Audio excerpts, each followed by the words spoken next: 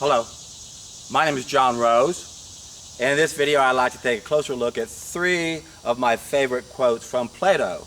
And of course, we always have to look at everything from a raw food, cooked food perspective, otherwise nothing will make any sense, especially when we look at these three quotes by Plato. And I've used several of these before, but the one I'm going to start off with will be new from me to you. And that's where Plato said that the gods created certain kinds of beings to replenish our bodies. They are the trees, the plants, and the seeds. Obviously, Plato knows that we were not designed to eat animal products. We follow that quote up by Plato saying that, and we have made of ourselves living cesspools and driven doctors to invent names for our diseases. So it's obvious if we're eating animals, we're going to have this cesspool inside of us. In fact, I'm sure that's what George Bernard Shaw meant when he said, while we ourselves are the living graveyards of murdered beasts, how can we expect any ideal conditions on this planet?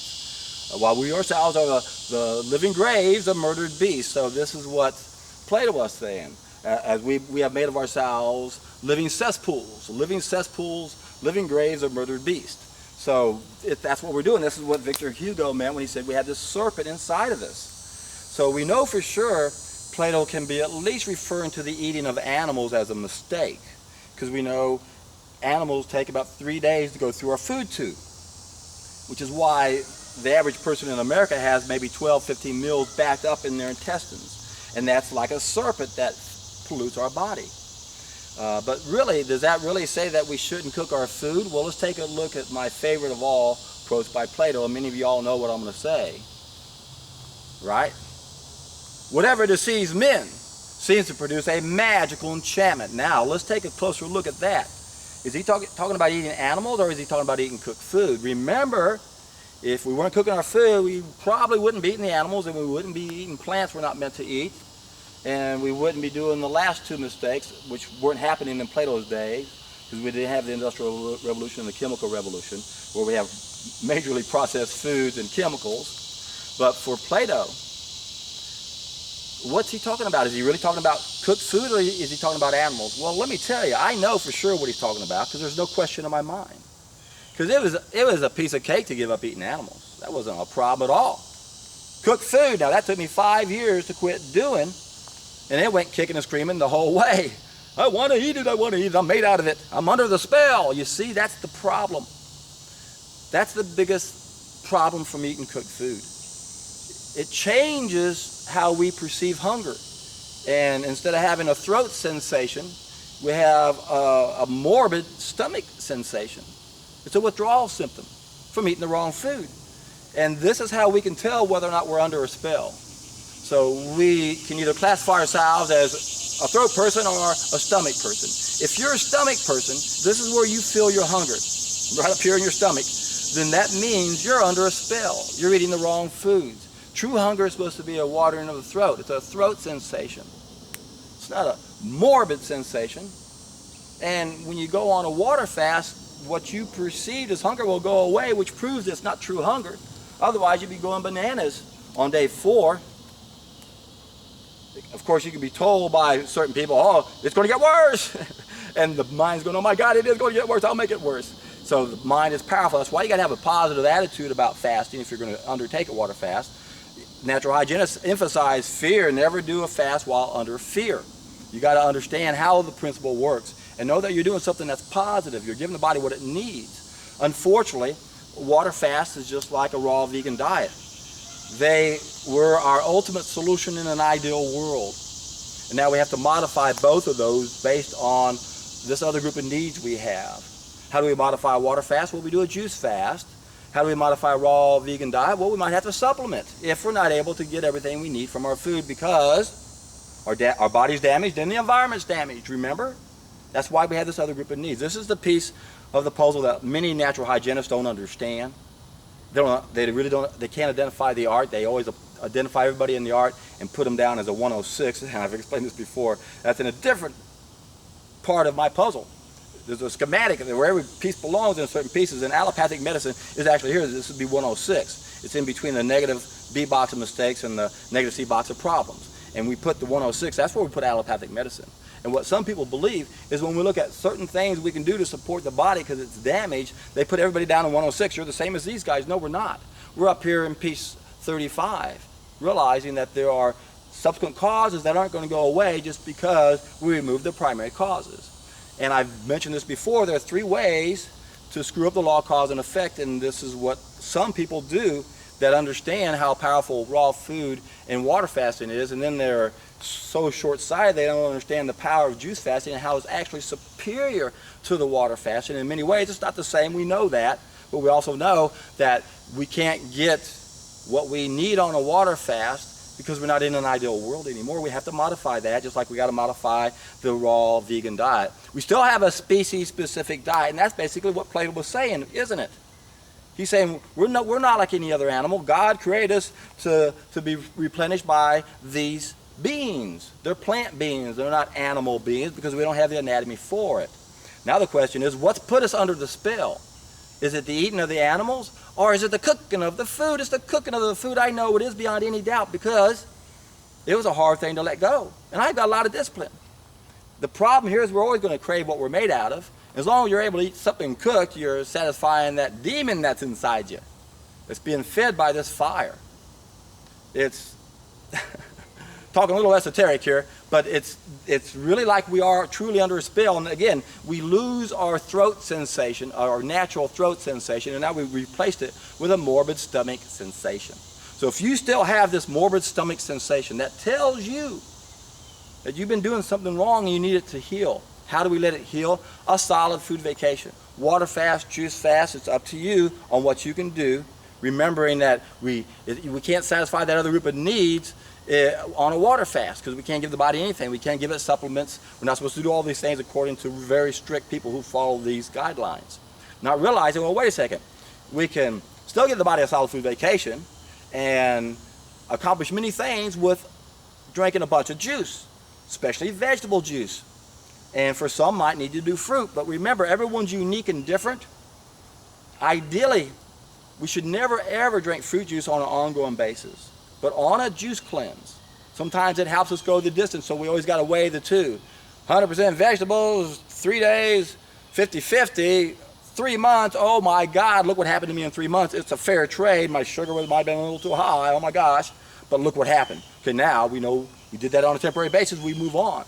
But what usually happens with a lot of people is they lose their desire for the sweetness after a while, and they prefer the vegetables because we don't need them anymore. But the fruits are more cleansing, so again, you got to weigh the positive and negative. Sometimes you need something more aggressive that comes from the fruit juices, even though it's going to increase the blood sugar for a while. So you got to look at your present condition. Have you been doing that for a long time? Well, we sure don't want to add on to that. So everyone's unique, and everyone's got to make these decisions on their own. It's always good to get a glucometer and monitor your blood sugar and weigh all the factors. As long as you're still pooping, I can't imagine why we'd want to do anything except keep that process going. And I say that because I had a 20-pound cesspool in me, and getting rid of it was the most exciting thing I've ever done in my life.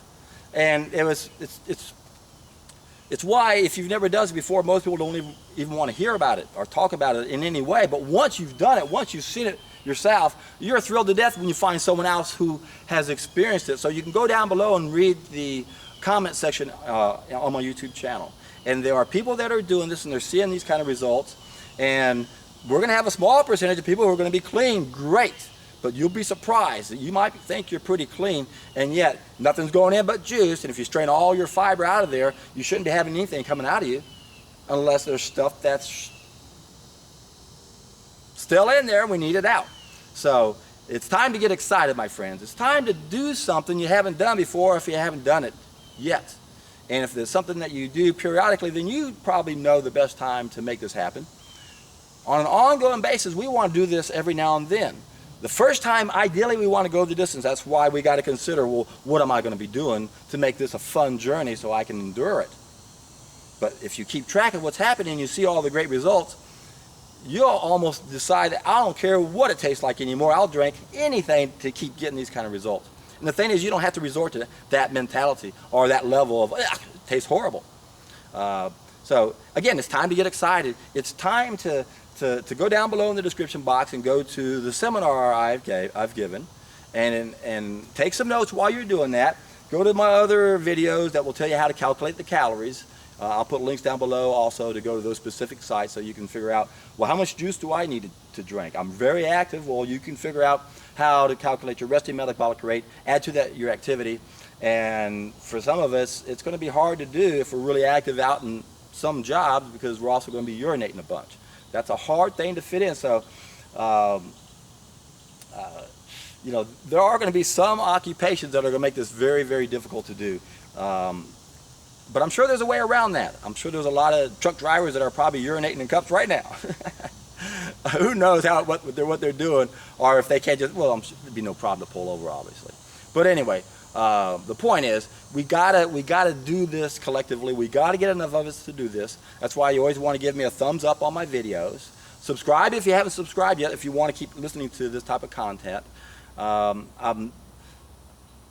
I'm basically feeding off you guys, so I appreciate all your feedback. And for many of y'all, I highly recommend going to my Raw Vegan survey for a certain group of you guys who are saying I should not be talking about certain things. Basically, that tells me more about you than me. It tells me you're in certain groups that I've identified. I've identified 17 altogether. And some people are over there going, screaming, 14, 14, 14. Hey, I know all about you.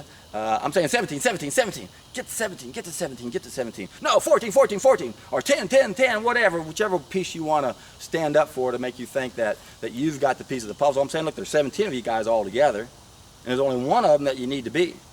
And that's where you understand there's two things we have to understand. Upstream, downstream, you got to do both. Two groups of needs, we got to do both.